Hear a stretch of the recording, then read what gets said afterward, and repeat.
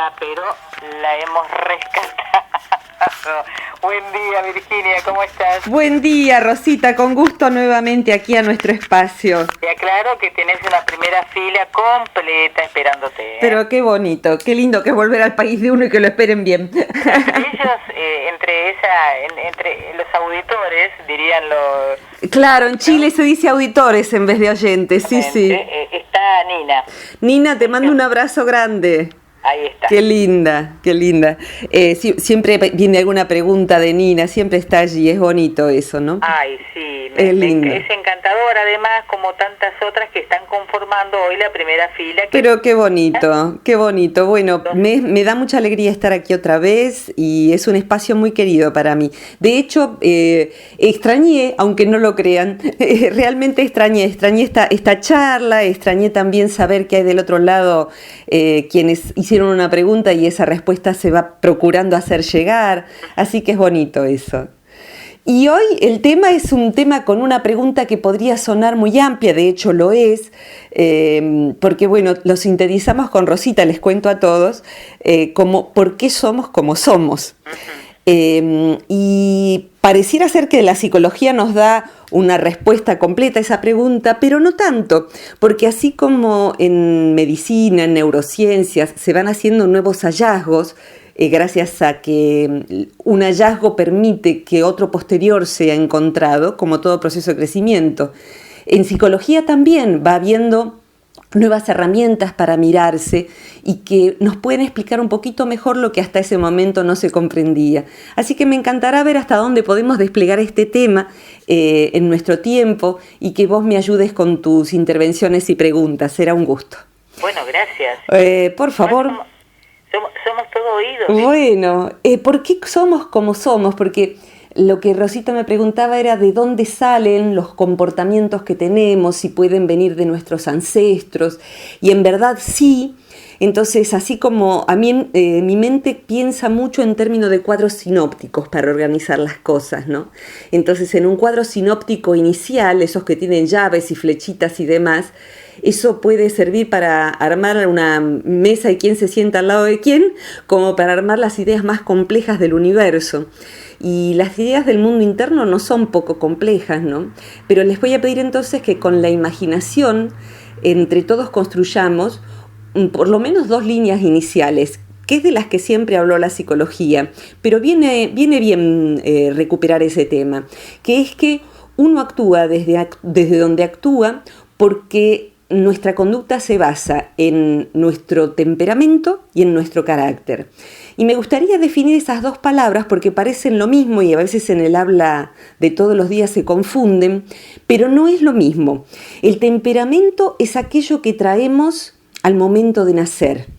Entonces, alguien es más bien quedado, alguien es muy irritable, alguien es muy poético y aéreo.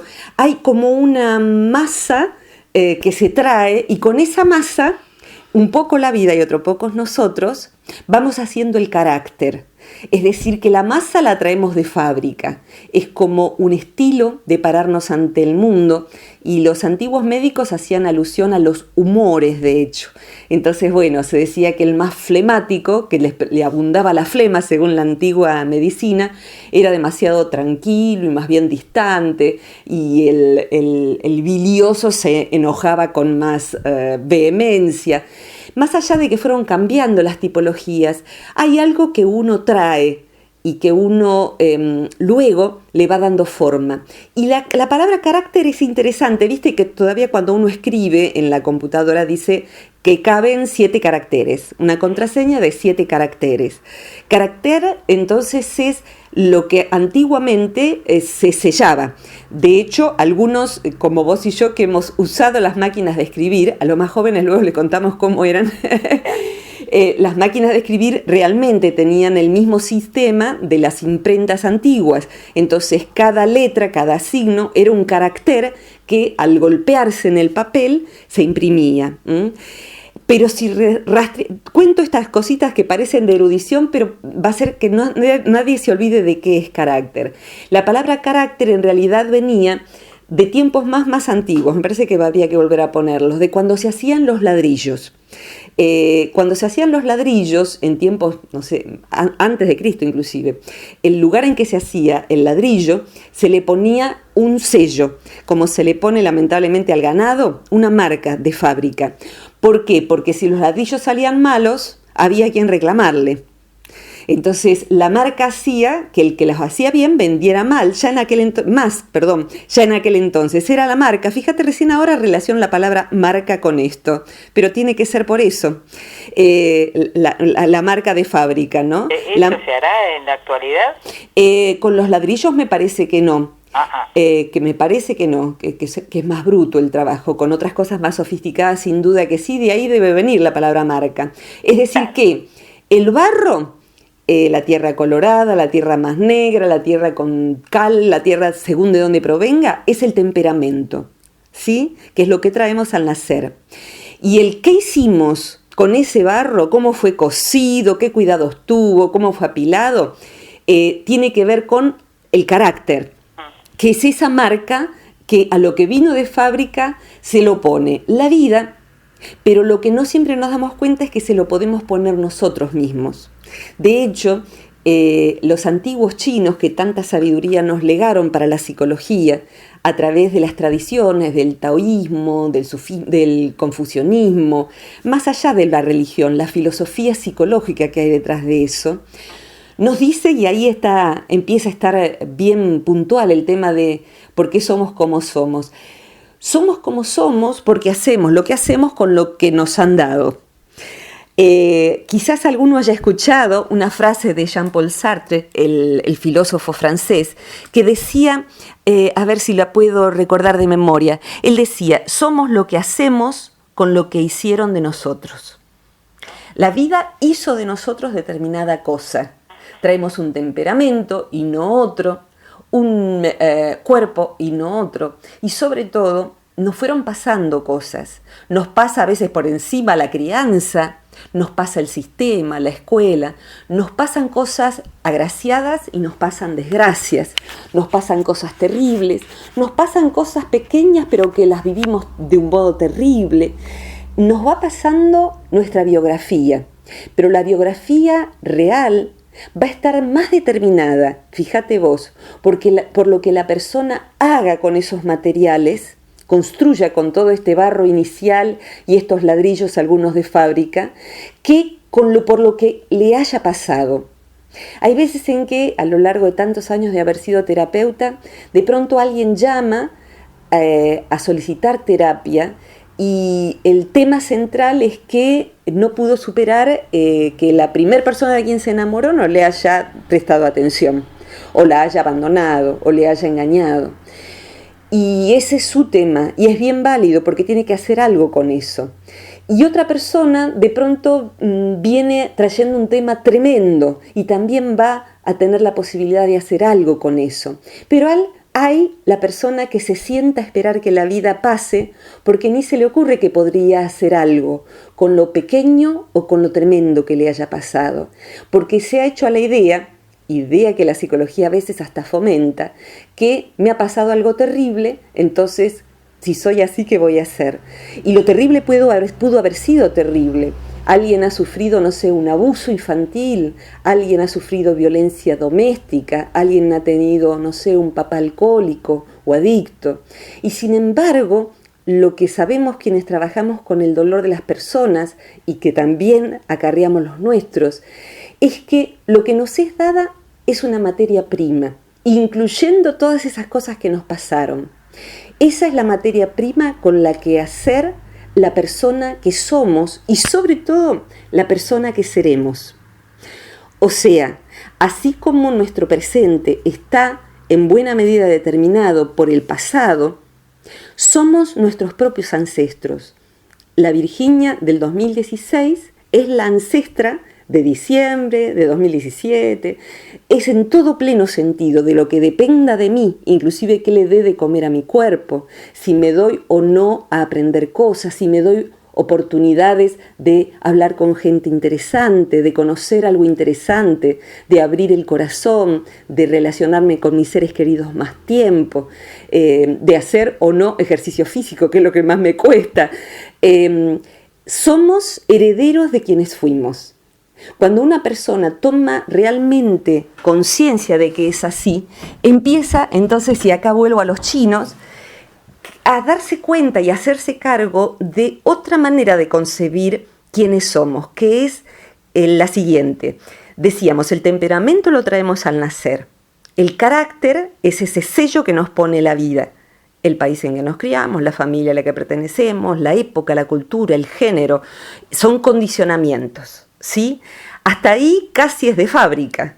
Sin embargo, hay una grieta, una ranura muy interesante, que es lo que los chinos llaman, traducidos a nuestro idioma, el carácter autoforjado. Y esto es imprimirse a sí mismo un carácter. Y ahí es donde uno empieza a poder hacer algo diferente con lo que la vida haya hecho de nosotros, parafraseando a Sartre. Es decir, que alguien con una vida muy difícil, un hogar tremendo, un cuerpo quizá no más aventajado o menos aventajado que otros, logra una vida interesante, logra hacer brillar sus talentos, logra moverse en el afecto, logra generar una vida porque la autoforja. Entonces es un carácter autoforjado. Para redondear esta idea, a mí la imagen que me viene cuando explico esto a veces, desde hace tantos años, es parte de los cursos de psicología transpersonal, porque el carácter autoforjado es el margen de libertad que uno tiene. ¿Qué hago con esto que me pasó? Entonces, la imagen que me viene es posiblemente de alguna pelota que habremos tenido mi hermano y yo cuando éramos chiquitos, que son esas pelotas de plástico duro, ni sé si existen. Para algunos estaré haciendo casi una descripción paleontológica. Esas de cuando éramos chiquitas que una vez que el perro la mordía, por ejemplo, porque iba detrás de la pelota, o alguna visita de cumpleaños se sentaba encima, había un momento en que la pelota se hacía pelota, por ahí debe venir de eso, claro, y quedaba abollada. Y la pelota abollada no servía más porque tenía como una angulatura al ser material duro, ¿te acordás? Entonces ya no rodaba más, ya no servía para los fines básicos de una pelota. Entonces, imagínate esa pelota. Por ahí algún niño ingenioso o alguna niña ingeniosa, a veces lo recuerdo a mi hermano pasando, por algo después fue maestro en la escuela técnica, pasando un alambrecito y hacía una manera de donde, poniendo el alambre por un agujerito que hacía en la pelota, podía engancharla y tirar hacia afuera, pero era bastante difícil. Y ahí la volvía a redondear y tiraba un poco más la pelota, si no se podía comprar otra. Pero ahora imaginemos esa pelota de plástico duro que le pasó ser abollada. Imaginemos que esa pelota tuviera sentimientos y que eso tuviese ese abollón, esa abolladura, fuera un mal de amores, fuera un accidente, fuera la pérdida de un ser querido, fuera haber sido engañado. Si esa pelota no tiene un niño hábil, un terapeuta sería alguien que puede poner alguito para tirar para afuera. Pero fundamentalmente esa pelota, si fuera un dibujito animado, si fuera algo vivo, podría volver a ser redonda si desde adentro hiciera presión. Si la pelota se inflara desde adentro, hiciera cargara aire y otra vez fuera esférica, volvería a poder jugarse con ella, volvería a rodar, volvería a rebotar. Las pelotas son pelotas, pero los seres humanos tenemos esa posibilidad. Y ahí es donde tenemos una parte muy activa en relación a qué hacer con el material del que estamos hechos y con lo que la vida hizo de nosotros. La pelota más triste es aquella que anda por el mundo diciendo, no, pero yo con el papá que tuve, ¿y qué querés? Porque mi familia era muy así, y en el país en que estoy. La otra vez a una persona querida en terapia de pareja, su esposo dijo, como es comerciante, dijo, y no, ¿cómo voy a estar con el país en el que estamos?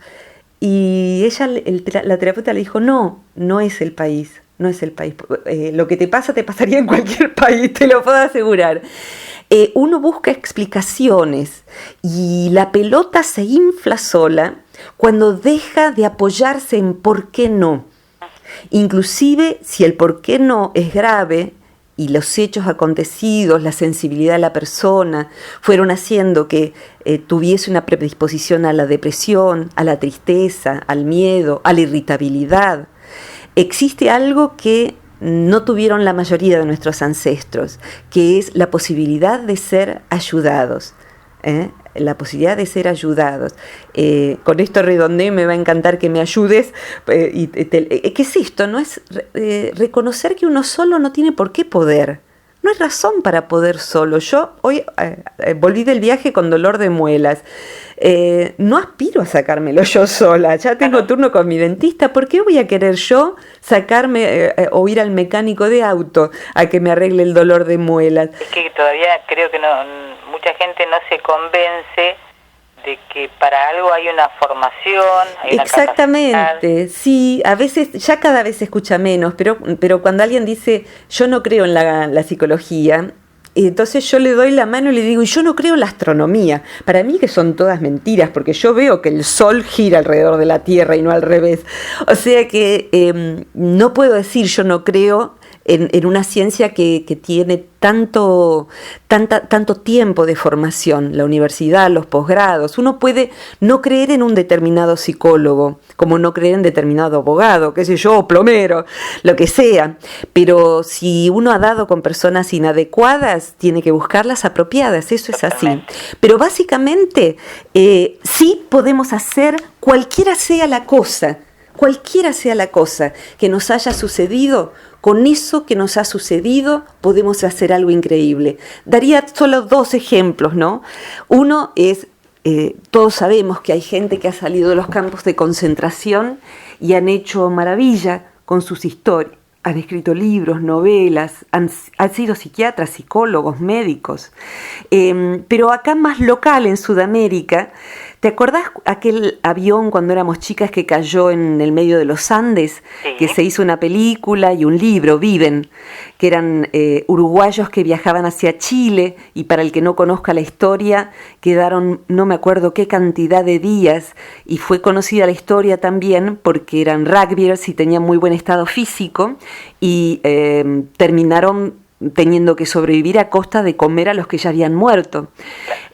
Y con eso, ¿qué hicieron? Enloquecieron, están internados en algún hospicio.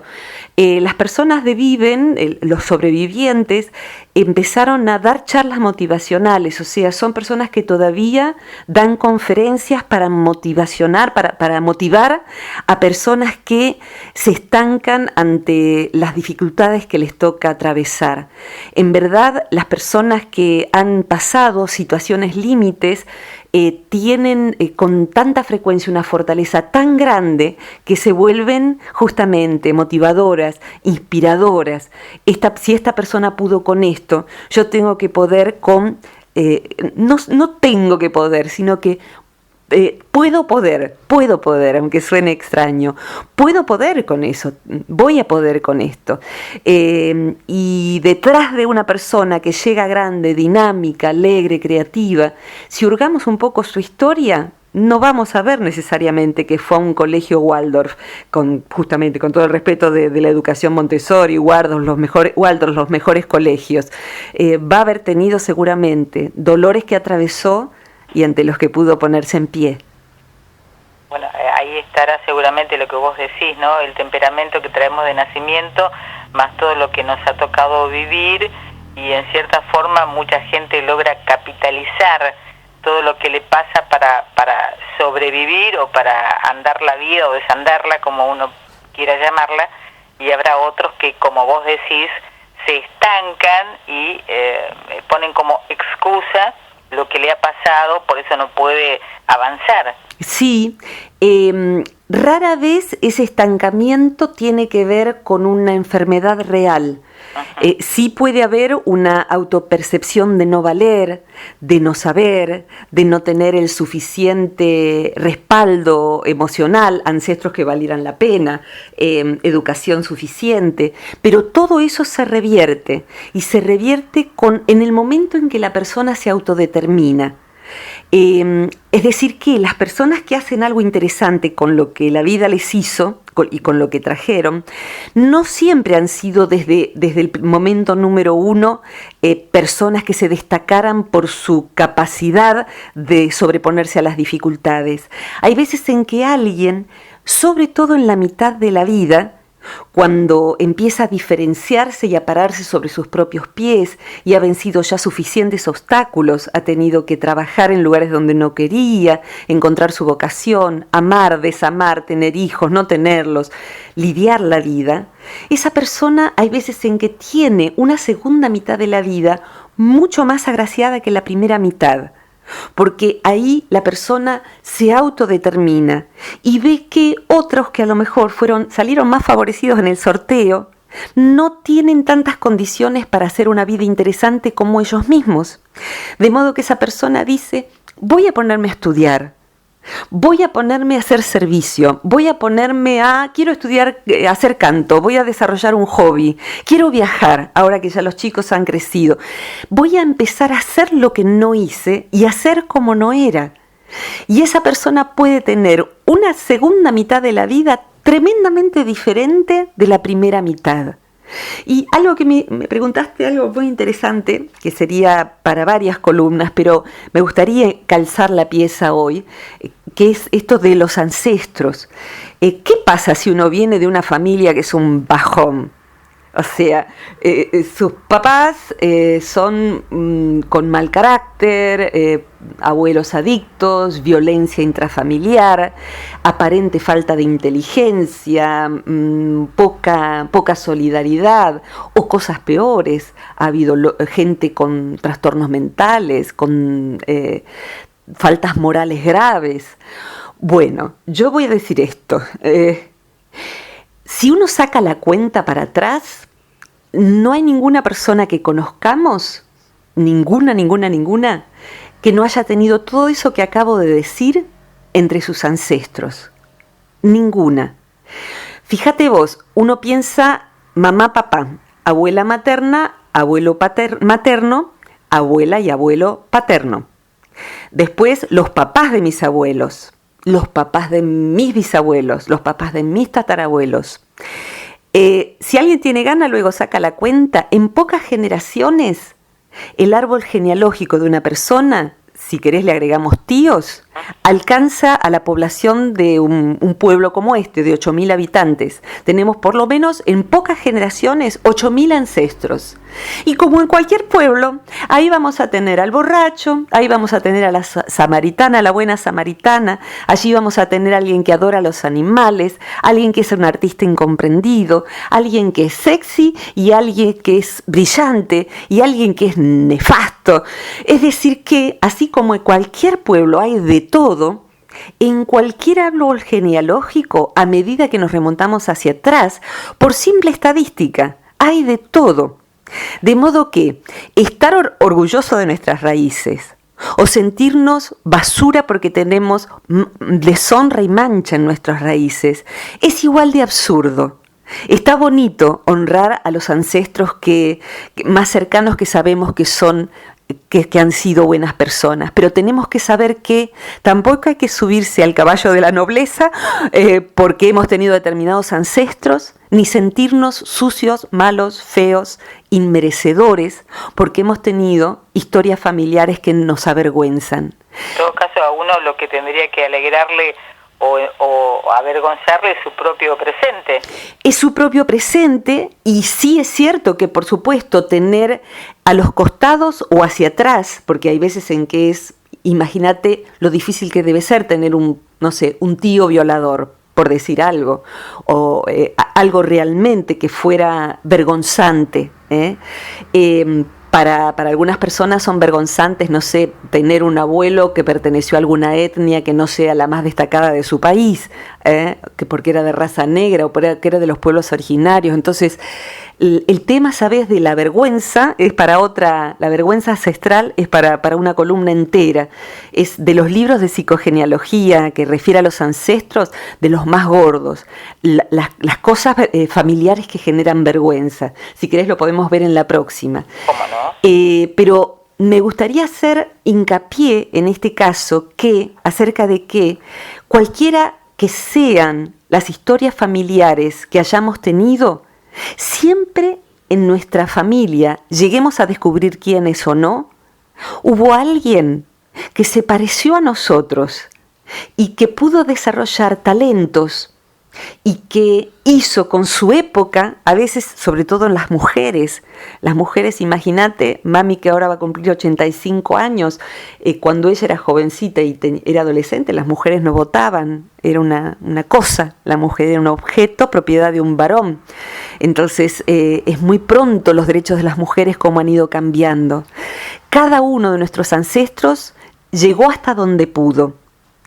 Pero podemos hablar de una carrera de antorchas, ¿viste? Esas postas en donde alguien lleva la antorcha como en las Olimpiadas hasta que alguien espera y el que llega corriendo y cansado entrega la antorcha y el otro empieza a correr.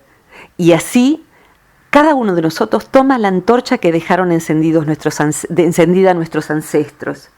Y los ancestros mejores que hemos tenido nos legaron una antorcha.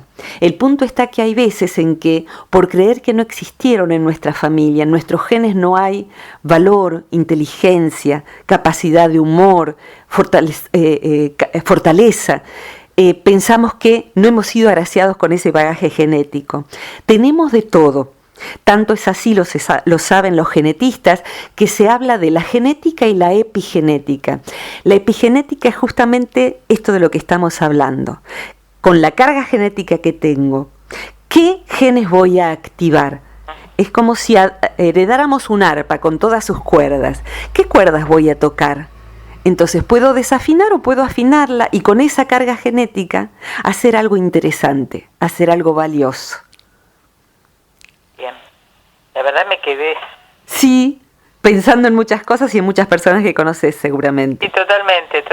Aparte ese despertar del que uno habla en determinado momento de la vida de una persona, cuando los que te conocen desde siempre, después te desconocen. Sí. Porque comenzás a ser lo que realmente eras, ¿viste? Pero que básicamente no lo dejabas aflorar. Totalmente. Se cuenta que Miguel Ángel, se cuenta de distintas maneras esta historia, ¿no? Una bonita es que aparece un niño y ve un caballo tallado en la piedra, posiblemente haya sido Miguel Ángel y si no, bien merece serlo, y el niño ve que está todavía el anca del caballo sin tallar, sin esculpir, mejor dicho. Entonces se le acerca, le tira del faldón y le dice: quiero saber cómo supiste que este caballo estaba dentro de la piedra. Y verdaderamente nosotros somos como un bloque de piedra que nos vamos esculpiendo a nosotros mismos. Y hay veces en que tenemos formas en que todavía estamos con el anca dentro del bloque de granito. Y somos nosotros mismos. Tengo una diapositiva en donde hay como un centauro que se está tallando todavía, con la parte humana que tiene adelante, se está tallando el anca de caballo, se está cincelando el anca del caballo. Ajá. Es decir, que uno es como ese centauro que puede sacar de entre las piedras, y uno es un artista de la vida en ese caso. Es decir, que con los materiales que le fueron dados, los genes que le fueron dados, el país, la circunstancia, el género, hizo algo precioso, el tiempo de vida que haya tenido para vivir. Es decir, que uno puede retirarse de aquí en un estado mucho más interesante de lo que quizás los que nos conocían más tempranamente hubieran imaginado luego. Pero es volverse un artista de la vida. Así se dice en el taoísmo también. El artista de la vida es el que con esos materiales hace algo bonito, algo bonito. Si la música es la capacidad de combinar los silencios y los sonidos, vamos combinando aquello que nos fue dado y con eso hacemos música. Por último, podríamos decir que, uno dice, uno es esto porque le tocó esta familia de músicos o de personas promiscuas o de músicos mezclados con promiscuas, con buena gente y la línea materna y la línea paterna. Pero la psicología transpersonal también habla de la causación inversa, al revés. ¿Qué significa? Que tal vez uno nace en aquella familia que es la apropiada para que uno despliegue la vida que tiene que desplegar. Es decir, que una persona que necesita desplegar la creatividad, la paciencia, la amorosidad, nace de determinados padres.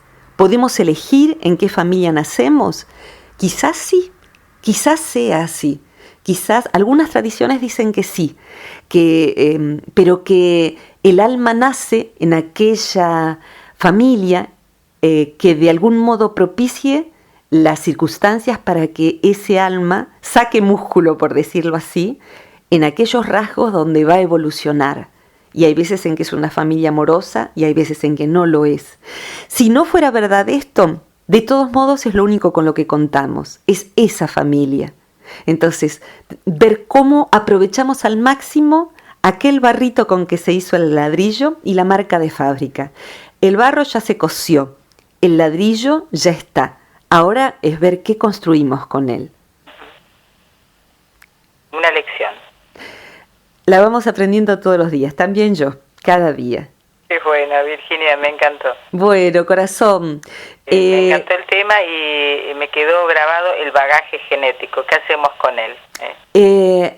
Recordar que está la epigenética. Es decir, que vamos modulando nuestros genes. La epigenética incluye, hoy se sabe, la alimentación. De manera tal que, por ejemplo, todo médico sabe que un paciente puede traer la carga genética, muy notablemente se sabe del cáncer, por ejemplo, ¿no? De la diabetes. Hay una carga genética que la persona, una predisposición. Pero esa predisposición va a tener mucho que ver con el estilo de vida de la persona, con qué se alimenta, si hace actividad física o no, si fuma o no fuma, si tiene una vida sana o no la tiene. Entonces, la epigenética es lo que hace con esa carga genética, de manera tal que alguien podría traer una predisposición a una enfermedad física, inclusive tanto por rama materna como por rama paterna, y no desarrollar la enfermedad. Emocionalmente sucede exactamente igual, porque nuestras emociones se asientan en algo químico que está en nuestro cerebro fundamentalmente. Entonces modulamos nuestra química. Una persona, por ejemplo, que tiene amigos y que los cultiva y les da tiempo a los afectos, va a generar en su cerebro oxitocina, endorfinas, es decir, que va a segregar determinadas neurohormonas porque ha elegido con este fin de semana dedicarse, en vez de a tomarse una pastilla y dormirse desde que empieza hasta que termina el domingo, a cultivar afectos o a brindar un servicio o a cultivar un arte. Y esa persona entonces hace una modulación de su genética también y de sus sustancias internas. Podemos hacer muchísimo. Le podemos afirmar al señor Sartre que tenía razón. Muy bien, Virginia. Bueno, vamos a recordarles a los auditores, los que quieran revivir momentos de por supuesto que sí, o anteriores, se dirigen de qué forma y a qué lugar. El sitio web del Centro Transpersonal es Centro Transpersonal de Buenos Aires. Y van a encontrar allí un angulito a la derecha que dice material gratuito y ahí tienen todos los audios anteriores, los videos, textos, y les invito a que, bueno, dos cosas. Una es que abrimos los que usan Facebook, abrimos un espacio en Facebook que tiene casi todos los días notas sobre estos temas, se llama Psicología y Espiritualidad, el espacio de Facebook. Y anoche abrí un espacio con mi nombre y apellido como hoja comunitaria, como página comunitaria, como tienen los famosos, aunque yo no lo sea, porque me encontré con que tenía más de 150 pedidos de amistad a la vuelta del viaje y no me da el tiempo para ingresar a todas las personas. Entonces abrí, si quieren, buscan la página con mi nombre y apellido y le ponen me gusta, así vamos armando una pequeña comunidad para compartir textos, audios y todo eso, ¿sí? Bien. Bueno, gracias Rosita, te quiero, gracias a todos por estar siempre allí. Yo también, espero que tengas un buen día en principio y una excelente semana. Muchísimas gracias, cariños a todos. Un abrazo, Ro, hasta pronto. Me despido de ti como siempre, con la voz de Pedro Aznar. Gracias, corazón, gracias Pedro, beso. Un abrazo.